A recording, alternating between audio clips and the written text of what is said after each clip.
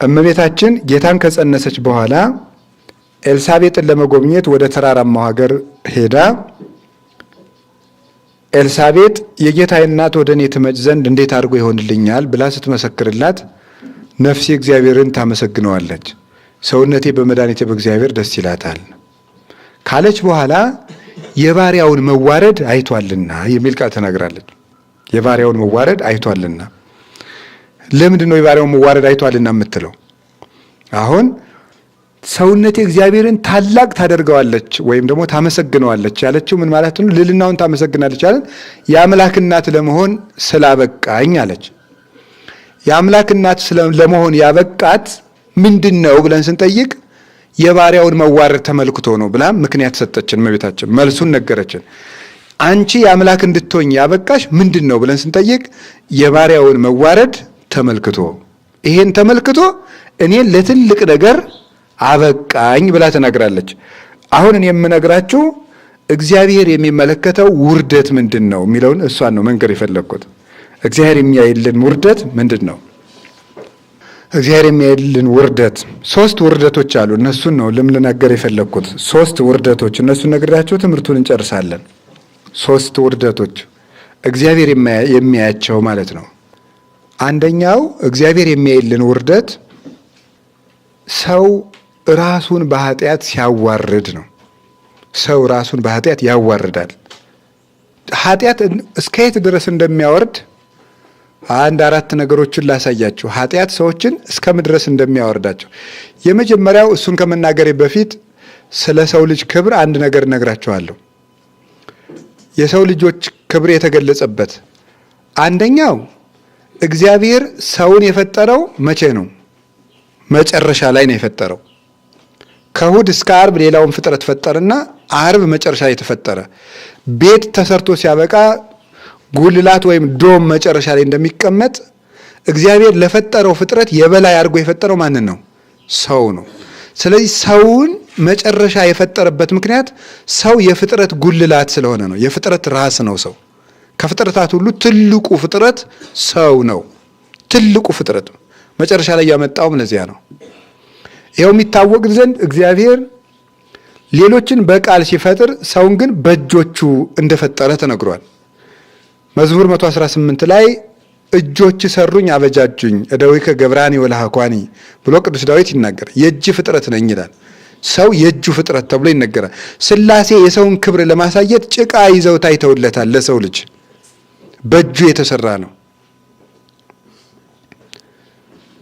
ሁለተኛው የሰው ልጅ የምታዩት የሰው ልጅ ክብሩ እግዚአብሔርን መስሎ የተፈጠረው ብቸኛው ፍጡር ሰው ነው። እግዚአብሔርን የሚመስል የመጨረሻው ፍጡር ሰው ነው። እውቀት ሲለምዱት አስቸጋሪ ነው እንደምታውቁት። አሁን ሰዎች በየቀኑ ፋሽን የሚለዋውጡት ምን ለማድረግ ይመስሏቸዋል? ለምን ለማድረግ ነው? የሆነ ሰውን ለመምሰል ነው። የሆነ ሰውን ዘፋኝ ለመምሰል ሰው መከራውን ያይለ። ዘፋኝ ለመምሰል፣ ኳስ ተጫዋች ለመምሰል ሰው መከራውን አይቶ ልብስ ያሰፋል፣ ያ የለበሰውን ለመልበስ። እግዚአብሔርን ለመምሰል ተፈቅዶለት ግን አንዲት ቅንጣት ነገር አያደርግም። እግዚአብሔርን ለመምሰል ተፈቅዶለታል በነፃ ወጭ ሳያወጣ። እንደዚያ ብቻ አይደለም፣ እግዚአብሔር ከፍሎለት ነው እንጂ ለዚያው እግዚአብሔር ደም ከፍሎለት እሱን እንዲመስል ነፃ የተሰጠው ፍጡር ሰው ብቻ ነው። እግዚአብሔር መምሰል እንዴት ደስ ይላል በእውነት። አንድ መልከኛን ሰው እንኳን እንደገሌ ያለ ጥሩ መልክ አለ ብንባል ደስ ይለን ነበር።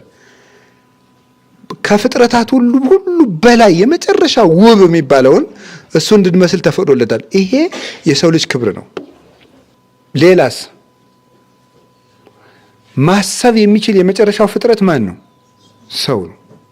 ማሰብ የሚችል ሰው ነው። መውደድ፣ መጥላት፣ መደሰት፣ ማድነቅ ያለው ሰው ብቻ ነው። ምርጫ ያለው ሰው ብቻ ነው። ፈቃድ ያለው ሰው ብቻ ነው። ችሎታ ያለው ሰው ብቻ ነው። እውቀት ማወቅ የሚችል ሰው ብቻ ነው። ሰው የሁሉ ሀብት የተሰጠው ነው። አንድ በጣም የሚያስደንቃችሁ ሌላው ሰው አምላኩ የሞተለት ፍጡር ነው። ይሄ የሰው ልጅ ትልቅነት ነው።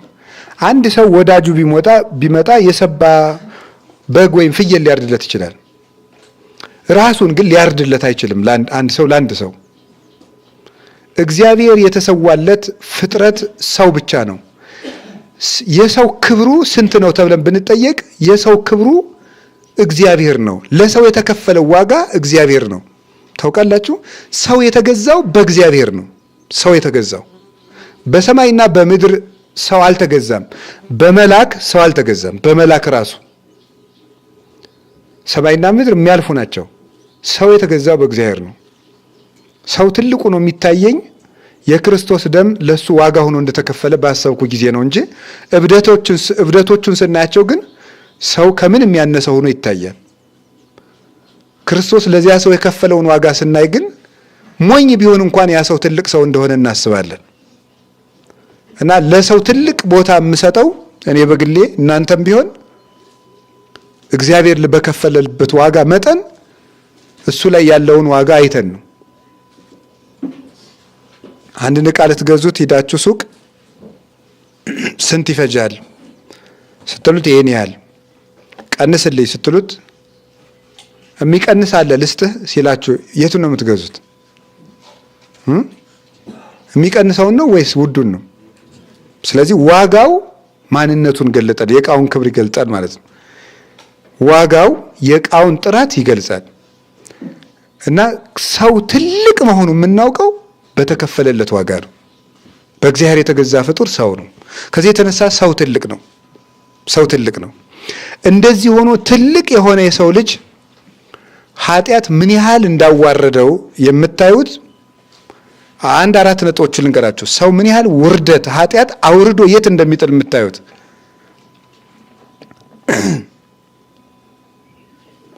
አንደኛው ሰሎሞን ምን ሚሎ ይናገራል? መጽሐፈ ምሳሌ ምዕራፍ 6 ላይ አንተ ታካች ወደ ገብረ ጉንዳን ሂድና ከጥበቧ ተማር ይላል። አንተ ታካች ወደ ገብረ ጉንዳን ሂድና ከጥበቧ ተማር ይላል። አንተ ሰነፍ ማለት ነው። ወደ ገብረ ጉንዳን ሂድና ከጥበቧ ተማር። ምንድነው የምትረዱት? ሰው በማን አምሳል ተፈጠረ? ነገር እንጂ እግዚአብሔርን ከምንመስልበት መልክ አንዱ ምንድነው? ዕውቀት። እግዚአብሔርን የምንመስልበት አንዱ መልካችን አዋቂነት ነው። ሰው ኃጢአት ሰርቶ ሲወርድ ግን ከማን ተማር ተባለ? ነገር እንጂ ከጉንዳን ተማር ተባለ። ትልቅ የነበረው የሰው ልጅ ሲወርድ ግን ከጉንዳን ተማር ተባለ። የሰው ኃጢአት አውርዶ ሲጥል እንዲህ ነው የሚያደርገው። ጽድቅ በፍጥረት ላይ ንጉሥ ያደርጋል። ኃጢአት ደግሞ ከፍጥረት በታች አሳንሶ ያዋርዳል። ለበታቾቻችን ባሪያ ያደርገናል። ጽድቅ ይላሉ አይደል አባቶቻችን፣ ጽድቅ ባሪያን ንጉሥ ሲያደርግ፣ ኃጢአት ደግሞ ንጉሥን ባሪያ ያደርጋል ይላሉ አባቶቻችን። የዮሴፍን ሕይወት ሲተረጉሙ ነው። ጽድቅ ባሪያን ምን ያደርጋል? ንጉሥ። ዮሴፍ ምንድን ነበረ? ባሪያ። በጽድቁ ምን ሆነ? ንጉሥ። ንግስቲቱ ደግሞ ምንድን ነበረች? እሱ ጋር ኃጢአት ልትሰራ ያሰበችው ንግስት። መጨረሻ ላይ የእሱ ባሪያ ሆነች። እሱ በበላይዋ ሆኖ ይገዛታል። እና ኃጢአት ንጉሥን ባሪያ ያደርጋል። ጽድቅ ደግሞ ባሪያን ንጉሥ ያደርጋል። አዳም የፍጥረት ንጉሥ ነበረ። እግዚአብሔር ኦሪት ዘፍጥረት ላይ ምን ብሎ አዞታል? ምዕራፍ 3 ላይ ምድርን ግዟት ብሎት ነበረ። ምድርን ግዟት አለው። አሁን እሳ ምንድን ነው ያለው? ምድር ኃጢአት ሲሰራስ ቁጥር 17 ስትደርሱ ምድር እሾህ ታብቅልብህ፣ አሜከላ ይብቀልብህ አለው። ከዚያስ የሰማይ ወፎችን የምድር አራዊትን ሁሉ ግዛ አለው። ጻድቅ ሳለ ነው። ሲበድልስ ከጉንዳን ተማር፣ ካሽኮኮ ተማር፣ ከአሞራ ተማር፣ ከእባብ ተማር አለው። ሰው አነሰ። ከዚያስ ምን ትላሉ? ሰው ሲያንስ ተመልከቱ። ሰው ትልቅ ሳለ ማንን ይመስላል? ንገሩኝ በሉ ሁላችሁ። ሲወርድ ደግሞ ማን እንደሚመስል ተመልከቱት። መዝሙር 48 ቁጥር 12 ላይ ሰብሰን ዘክቡር ኡቱ ያይመረ ወኮነ ከመንስሳ ዘአልቦ ልብ። ሰው ግን ክቡር ነበር አላወቀም፣ ልብ እንደሌላቸው እንስሳ ሆነ አለ። ሰው ጻድቅ ሲሆን እግዚአብሔርን ይመስላል። ኃጢአት ሲሰራ ግን እንስሳትን ይመስላል። አሁን ምን አደረገ? ሰው ወረደና ግዛቸው የተባሉትን አውሬ መሰለ ሰው ተባለ። ኢየሩሳሌም ኢየሩሳሌም ውሉዱኪ ኮኑ ከመአክልብት፣ ልጆችሽ እንደ ዲዳ ውሻ ሆኑ፣ እንደ ፈረስም ሆኑ። ሰቆራረ ኮንክሙኒ ባህቤ፣ አስጸያፊዎች ሆናችሁብኝ ይላል ኤርምያስ ላይ ሲናገር። ልጆችሽ እንደ ውሻ ሆኑ ይላል። የማያስተውሉ ዲዳ ውሻዎችም ሆኑ ይላል ደግሞ መልሶ። ዲዳ ውሻ ማለት ያበደ ውሻ ማለት። እብድ ውሻ ታውቃላችሁ። ውሻ ጤነኛ ሲሆን ቤተሰቡንም ጌታውንም ይለያል በሽታ። ሲያብድ ግን ጌታውን ጨምሮ መንከስ ይጀምራል። ሰው ሲያብድ እንኳን በጓደኛው ላይ በፈጣሪው ላይ መነሳሳት ይጀምራል። ሰው ሲያብድ እንደዚህ ነው፣ አይምሮውን ሲያጣ። ጌታችን መድኃኒታችን ኢየሱስ ክርስቶስ ለስም አጠራሩ ክብር ምስጋና ይግባውና በሉቃስ ወንጌል ምዕራፍ 15 ላይ የሰው ልጅ ሲጠፋ በሶስት ደረጃ እንደሚጠፋ አሳይቶናል። አንደኛው ምን ብሎ ነው የሚጠፋ? የጠፋ ምን ታያለችው? ልጅ። ቀጥሎ ደግሞ ምን ይሆናል? የጠፋ በግ። ሶስተኛ ሲጠፋ ምን ሆኗል?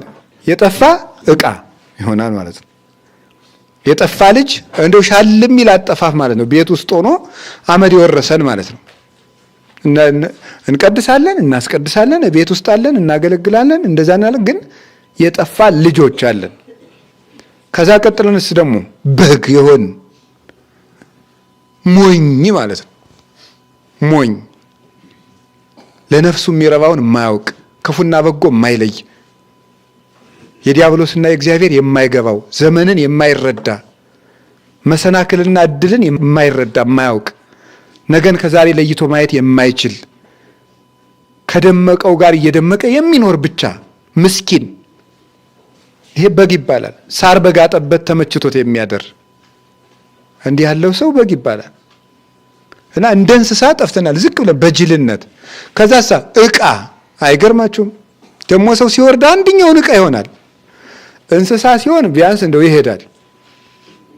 በግ ሲሆን ግን ምንድን ነው የሚሆነው? ዕቃ ሲሆን ምንድን ነው የሚሆነው? ሲያስቀምጡት መቀመጥ። ይሄው ዕቃ ይሄው በቃ ሲይዘው ምን ያደርጋል? ይያዛል። ሲያስቀምጠው ምን ያደርጋል? በቃ እንደዚያ ነው። ዕቃ ሲሆን ሰው በዚህ ዓለም ያሉ ነገሮች ሁሉ ያነሱታል፣ ይጥሉታል። ዓላማ የለውም፣ መዳረሻ የለውም። አንዴ ጓደኛው ሲነዳው፣ አንዴ ስሜቱ ሲነዳው፣ አንዴ ሌሎቹ ሲነዱት እንደ ዕቃ ዝም ብሎ ሰዎች በየስፍራው እያነሱ የሚጥሉት ዕቃ ይሆናል። ጌታ ሶስቱን አጠፋፎች ዘርዝሮ የጠፋ ልጅ ብትሆኑም እፈልጋችኋለሁ፣ የጠፋ በግ ብትሆኑም እንደ በግ ጅል ሆናችሁ ብትጠፉም እፈልጋችኋለሁ፣ ቤት ውስጥ ትቢያ እንደወረሰው ዕቃ ሆናችሁ ብትጠፉም እፈልጋችኋለሁ ለማለት ነው። ሶስቱን የሚያሳየን እና እግዚአብሔር የሚያይልን ውርደት ይሄንን ነው።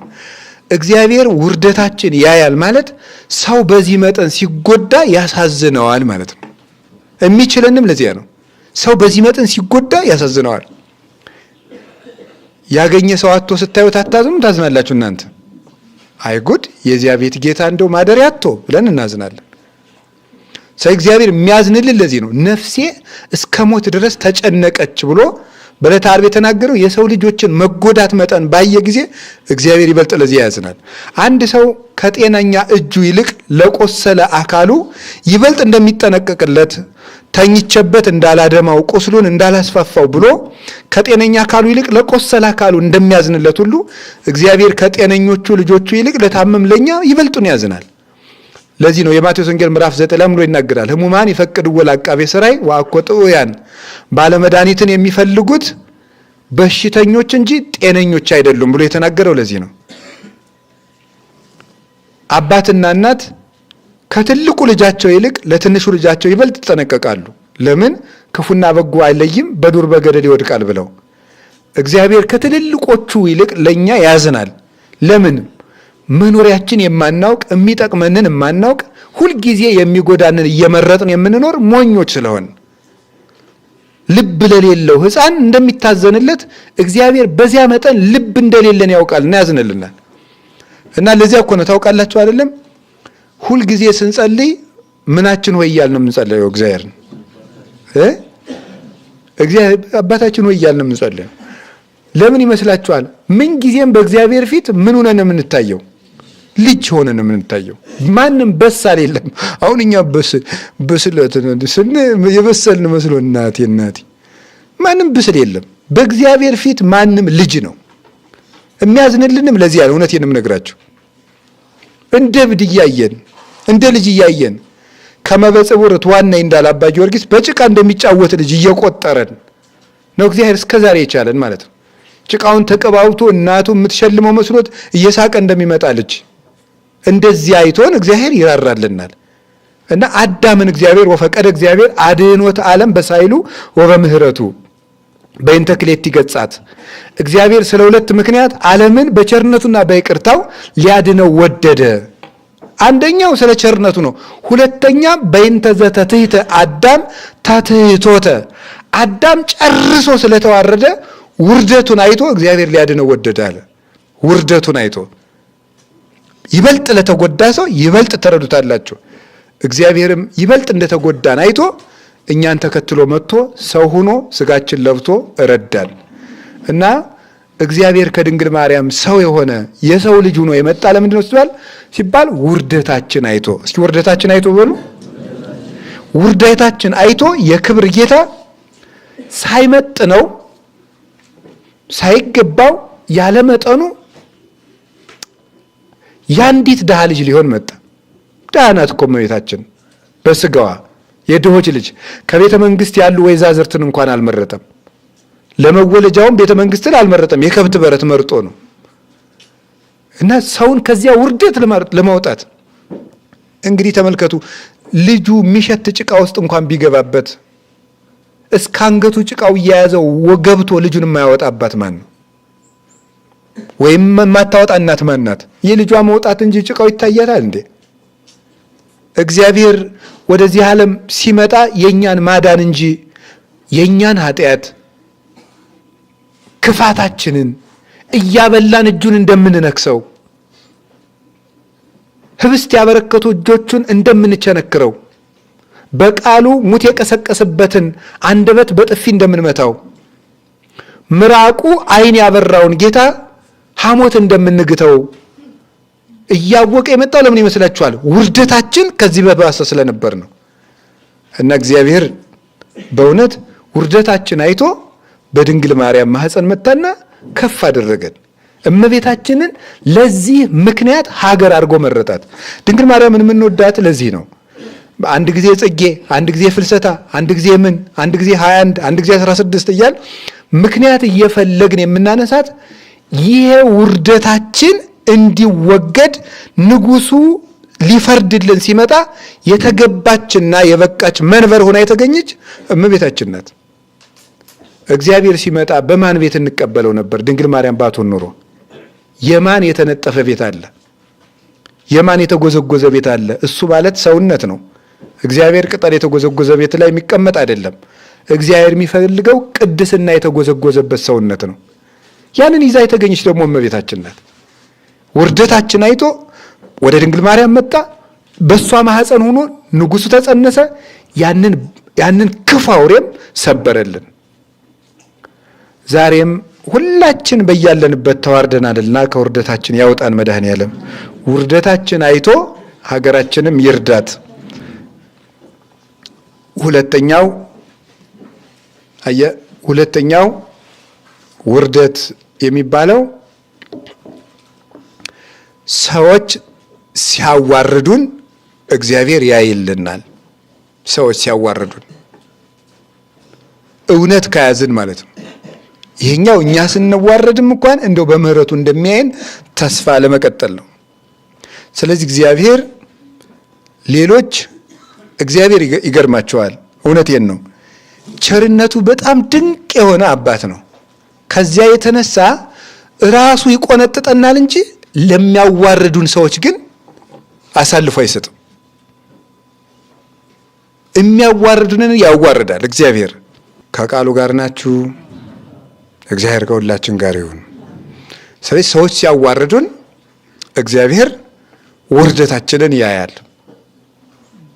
ምን ጊዜም ያንን ውርደት ደግሞ መለወጡ አይቀርም እግዚአብሔር። ለምሳሌ ብዙ ሰዎችን መጥቀስ ትችላላችሁ። ይሄን የሚያደርገውን የሚገርመኝ መጽሐፍ ቅዱስ ስትመለከቱ ስንማር አባቶቻችን እንዳስተማሩን እግዚአብሔር ጥሩ ስንሆንና ጥሩ ሰው ሆነን ሰዎች ሲያዋርዱን ቢፈርድልን አይደለም። ክፋት ሰርተን እንኳን ሰዎች እንዲያዋርዱን አይፈልግም እግዚአብሔር። አንድ ሁለት ሶስት ታሪኮችን ከመጽሐፍ ቅዱስ ልንገራችሁ። የመጀመሪያው አባታችን ኖህ ነው። አባታችን ኖህ ወይን ጠጥቶ ሰክሮ እንደነበረ በመጽሐፍ ቅዱስ ተጽፏል። እንደምታውቁት ሊቃውንት ሲናገሩ እንደው ኖህን ያህል ጻድቅ እንዴት እስከሚሰክር ይጠጣል ብለው ጠጥቶ ስለማያውቅ አንድ ቀን ቢቀምስ ያ ራሱ ላይ ወጥቶ ነው ይላል። ጠጥቶ ስለማያውቅ አንድ ቀን ትንሽ ቢቀምስ እሱ ጭንቅላቱ ላይ ወጥቶ ነው እንጂ ኖህ እስኪሰክር አይጠጣም። ሰክሮ ሳለ ምን ሆነ? ራቁቱን ተኛ። አንደኛው ልጁ መጣና ራቁቱን አየው። ምን አለ? ሄዶ ለሁለቱ ወንድሞቹ ምን አለ? እረ አባታቸው ራቁቱን ተገልብጦላቸዋል ሰክሮ ብሎ ተናገረ። ሁለቱስ ምን አሉ? የአባታችን ሀፍረትማ አናይም ብለው ልብሳቸውን ገፈው የኋሊት መጥተው አልብሰውት ሄዱ። ከዚያስ ከነአን ነበር ያን ያደረገ የካም ልጅ። ካም የተረገመ ይሁን ብሎ እግዚአብሔር ረገመው፣ በረከት ነሳው። የበረከቲቱን ምድር ኢየሩሳሌምን እንዳይሳተፍ አደረገው። ኖህ መስከሩ ትክክል ባይሆን እንኳን ኖህ የዛን ጊዜ እርቃኑን ቢቆም እንኳን በመላ ዘመኑ ግን የማን ሰው ነው? የእግዚአብሔር ሰው ነው። አንድ ቀን በገጠመው ውድቀት ስላዋረደው እግዚአብሔር ደግሞ ያንን ያዋረደውን አዋረደው፣ የባረኩትን ደግሞ ባረካቸው። ሊቃውንት እንደውም ይሄን ብዙ ትርጉም ሰጥተው ኖህ ሰክሮ ራቁቱን እንደዋለ ጌታችን ኢየሱስ ክርስቶስ ደግሞ በሰው ፍቅር ምክንያት ራቁቱን ውሏል ብለው ተርጉመውታል። ሄዶ ለሚሰድቡ ሰዎች የተናገረው ይሁዳ ነው ብለው ይተረጉማሉ። ሁለቱ ልጆቹ ግን እርቃናቸውን ገፈው እርቃኑን የሸፈኑት ግን ልብሳቸውን ገፈው እርቃኑን የሸፈኑት ደግሞ ፀሐይና ጨረቃ ከዋክብት ናቸው፣ የክርስቶስን እርቃን ሸፍነዋል ብለው ያመሰጠሩታል ሊቃውንቱ። ስለዚህ እግዚአብሔር ኖህ እንኳን የሚያዋርድ ስራ ቢሰራ ያዋረደውን ግን አዋርዶለታል። ሁለተኛስ ራቅ ብዬ የምጠቅሰው አባታችን ቅዱስ ዳዊትን ነው። እንግዲህ ቅዱስ ዳዊት 3 ኃጢአት እንደሰራ ይታወቃል። ታሪኩን የምታውቁት ነው። ኦሪዮ የሚባል ወታደር ነበረው። እሱ በሄደበት ከዕለታት አንድ ቀን የኦሪዮ ሚስት በአትክልት ቦታ መካከል ገላዋን ስትታጠብ አይቶ በዝሙት ተነድፎ ያችን ሴት አምጡልኝ ብሎ ከእሷ ጋር በዝሙት ወድቆ ጸንሻለሁ ስላለችው ደግሞ ኃጢአቱ እንዳይታወቅበት ባሏን አስገድሎታል ቅዱስ ዳዊት። ስለዚህ 3 ኃጢአት ሰራ። አንደኛው አታመንዝር የሚለው ነው። ሁለተኛው የባልንጀራህን ሚስት አትመኝ ነው። ሶስተኛው አትግደል የሚለው ነው። እነዚህን 3ቱን ሕጎች አፈረሰ። 3ቱን ሕግጋት አፍርሶ ሳለ ግን ምን አደረገ? የገዛ ልጁ ጠላት ሆኖ ተነሳበት። ማን? አቤሴሎም። አቤሴሎም አባቱን ዳዊትን አባሮ ከቤተ መንግስት ከሰደደ በኋላ ዳዊትን እስራኤል ተስፋ እንዲቆርጡበትና እንዲዋረድ ድንኳን አስጥሎ አገር እያየ ከድንኳኑ እየገባ የአባቱን ሚስቶች ሁሉ አስነወራቸው። ይሄን አድርጎ ካባረረው በኋላ ቅዱስ ዳዊት ተሰዶ እያለቀሰ ሲሄድ እግዚኦ በመዓትከ ይትቅሰፈኒ ወበመቅሰፍትከ ይትገሥጸኒ፣ አቤቱ በቁጣህ አትቅሰፈኝ በመዓትህም አታጥፋኝ፣ እኔ ድውይ ነኝና ማረኝ አጥንቶችም ታውከዋልና እያለ ሲያለቅስ አቤሴሎም ግፍ አልበቃውምና አባቱን እየተከተለ ሲሄድ በፈረስ ሆኖ ዳዊትን ጦርነት ገጥሞ አባቱን ገሎ ለመምጣት ሲሄድ በጫካ መካከል በፈረስ ሲሄድ ጸጉሩ ሹርባ ነበርና የገዛ ጸጉሩ ዛፍ ላይ ተንጠልጥሎ ሞተ። የገዛ ጸጉሩ። ዳዊትን እግዚአብሔር ይገስጸዋል እንጂ ሰዎች እንዲያዋርዱት ግን አይፈልግም። ዳዊት ንስሐ ገብቶ አልቅሶ ተመልሶ ወደ ቤተ መንግስት ተመለሰ።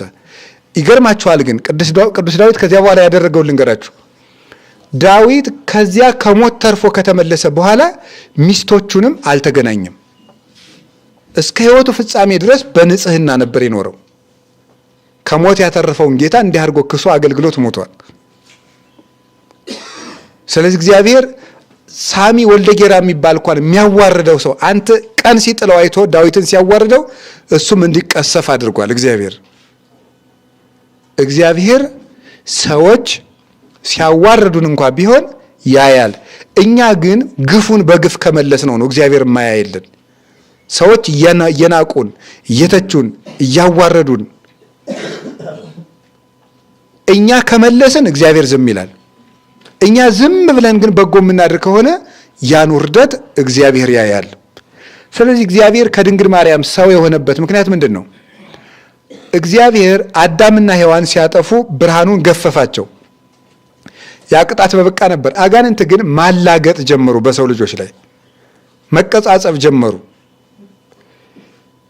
እግዚአብሔር ንፉግ ሆኖ ነው እንጂ ለጋስ ቢሆንማ ኖሮ እንዴት የአንድ እንጨት ፍሬ ይከለክላችሁ ነበር እያሉ አዳምና ሔዋንንም ቀለዱባቸው። መሳቂያ መሳለቂያ አድርጓቸው፣ አዋረዷቸው። እግዚአብሔር የአዳምን ውርደት ተከትሎ አይቶ መጣና ምን አደረገ? እኔ በለስን አትብሉ ያልኳቸው ፍቅርን ለመግለጽ ነው እንጂ እንኳን በለስ ስጋዬን እንኳን የምሰጥ ለጋስ ነኝ አለና አጋንንቱን አዋርዶ ለአዳም ደግሞ ልግስናውን ገለጸለት። ይሄ ውርደታችን አይቶ መጣ የተባለው ለዚህ ነው። እግዚአብሔር ምን ቢቆጣን እናንተም እንደዚህ አይቃጣችሁም? የፈለገ ቢሆን እንደው የምትወዱትን ሰው ተቆጣችሁ የርኩስ ምን ብትሉ ሌላ ሰው መልሶ ግን ሲሰድበው ከፍቷችሁ አያውቅም? ይኸው እንደዚያ ነው እግዚአብሔር፣ እንደዚያ ነው። እሱ ይገስጸናል፣ ይቀጣናል እንጂ ለሚያዋርድ ግን አሳልፎ አይሰጥም። ይሄ እግዚአብሔር የሚያደርገው ነው። የእግዚአብሔር አሰራሩ ይሄ ነው። ከቃሉ ጋር ናችሁ። እግዚአብሔር ከሁላችን ጋር ይሁን።